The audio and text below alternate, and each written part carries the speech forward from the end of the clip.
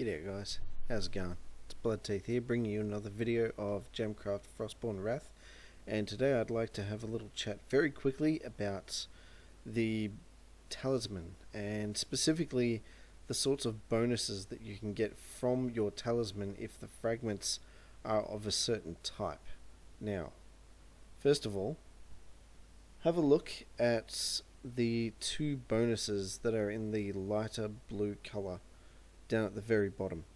I have plus 219% of my initial mana and plus 337 mana at the start of each wave. Those bonuses exist because I have certain types of talismans, fragments inside my talisman, and the thing that differentiates the different types of talismans are these markings that are on the edges of some of the talismans fragments. Not all of the fragments have markings on them, like say for example these two up here, they don't have any markings. This one doesn't have any markings, and so these fragments eventually will become useless to me once I gather enough talisman fragments with markings, and I'll be going ahead and discarding them. And I encourage you to do the same thing, because these particular talismans, they light up on these little edge bits for the rows and for the columns if certain conditions are met. Now, firstly, I'd like to say that the markings on the fragments themselves, the different types of markings, don't actually mean anything specific. So it's not like fragments with certain markings are better than fragments with other types of markings. Okay, they're all equal. What matters is how you place your fragments inside your talisman, and depending on how you do that, you may activate some of these bonuses, and these are actually incredibly powerful bonuses. They will help you a lot. So when you get fragments with markings, don't throw them away.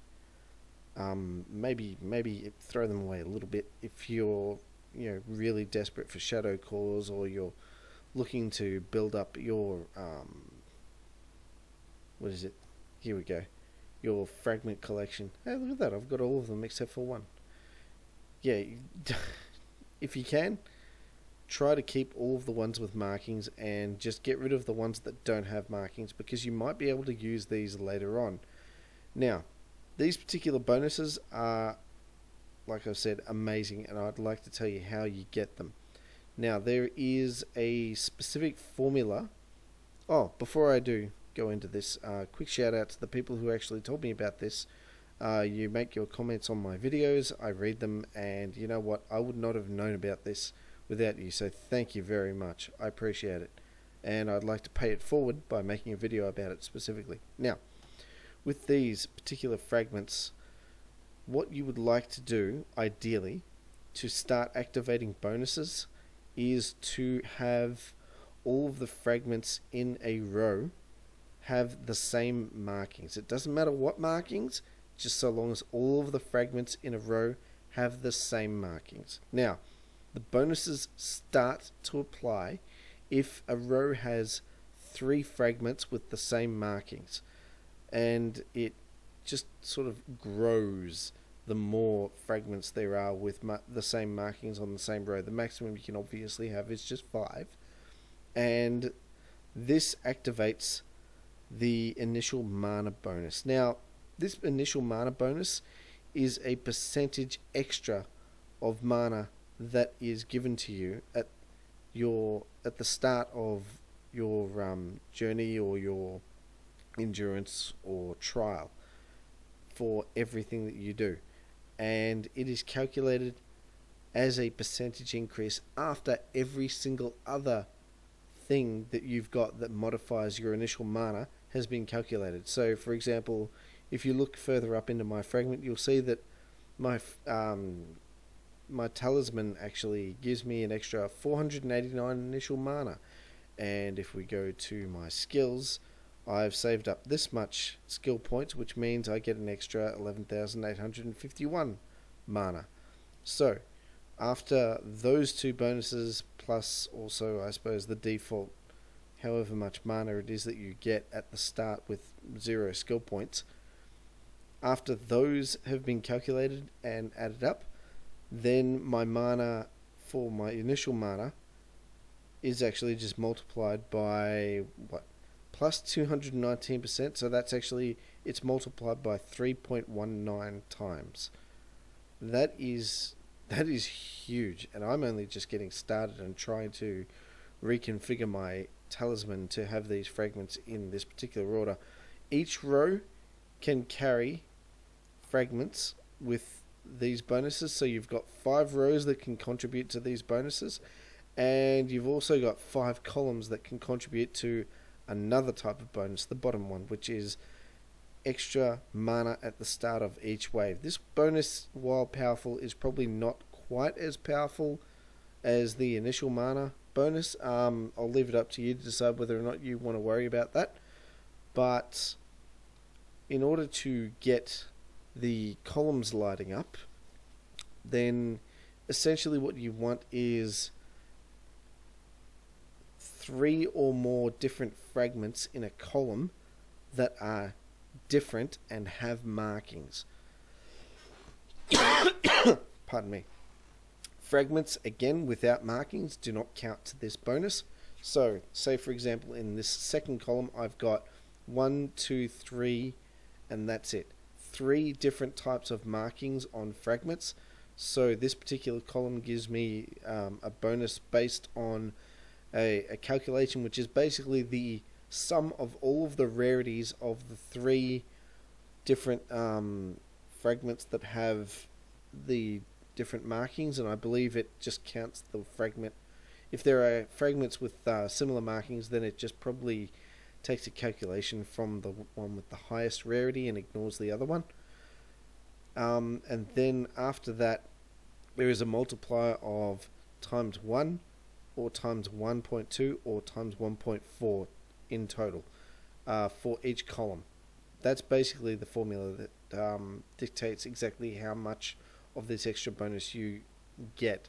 It's a similar story for the rows, actually. For the rows, it sums up all of the fragments that have a majority of a hold on your row that are of the same markings. After you get that sum, it divides it by 2, and then also there is again a multiplier of 1 if you've only got 3 fragments with the same markings in a row, 1.2 if you've got 4, and if you've got all 5 fragments in a row, it's multiplied by 1.4. So that's how that is calculated. Now at the moment I've got, let's see, this row has 4 markings with the same, this row has 4 markings with the same, and this row has 3 markings, 3 fragments with the same markings. I've got no bonus activated on the top or bottom rows as yet, but I will be working on that shortly, very shortly actually. I'm trying to save up fragments now with the same sorts of markings, and I'm just sort of preparing to go ahead and insert them and help get my bonuses activated on the top and bottom rows. So yeah, when I do, that would be good. This will just keep on going up and up, and basically it allows me to be a lot more prepared for levels when I go to play them, which means I can just build a much bigger mana farm, for example, straight out of the gate. And also it's nice to have this extra mana at the start of each wave as well. It's at least for the first 2 or 3 or 4 waves. After that, I don't really foresee that scaling very well. But the initial mana bonus, that is huge. And to get that, all you need to do is just pay attention to how you put your fragments into your talisman based on what markings they have. So, good rule of thumb, just put fragments, if you can, in the same row where they have the same markings, and in columns have each fragment have some sort of marking that's different. And that's basically it. And once you've done that, you can start playing waves of, I don't know, journey mode. Let's go for this, why not? Just for fun. How much mana do you think I start with? Now, ordinarily I would start with, now what was it, 11,000 something plus 500, but let's just round it up to 12,000. That's what I would normally start at. But this bonus says I'm supposed to multiply that by 3.2 times, basically. I've got a starting mana of 42,000. Now, before I went ahead and modified my fragment and my fragment placement, inside my talisman, I was lucky to start with maybe 8,000 or 9,000 mana. Now this is awesome. This is new for me. This is great. I can do all sorts of things. I can do stupid things like, I don't know, put a whole bunch of traps everywhere, and maybe, I don't know, go straight up to grade 5 poison gems. Yeah, why not? Let's just do that. Let's shove these everywhere, and who knows, maybe we can just anger some waves as well. And you know, I've got a lot of starting mana, and you can too. Just go ahead and remember to put fragments with markings of the same type in a row for every row that you can, and fragments with markings of a different type in every column if you can, and then you can play like this, where you just don't care. Let's see, let's shove this one here, and I don't think I'll have any troubles beating this level. Spoiler alert, that style of play is actually a play that I'm going to actually make another video about in my next video, on how to try and use a cheesy tactic to try and very quickly and easily grind through and get talisman fragments of a higher rarity. Because obviously with these bonuses, it's better to have these bonuses activated on fragments with higher rarities than lower rarities. Basically it all contributes towards that extra percentage, and that's what you want. So try and get as many high rarity fragments as you can. Unless you have no other option, you can use, I suppose, fragments, you know, with no markings, just as a placeholder until you get something better. But when you do, feel free to just get rid of these markingless fragments straight away, and aim to basically go ahead and redo all of your talisman and get those sweet bonuses. Let me know what you think in the comments, and good luck.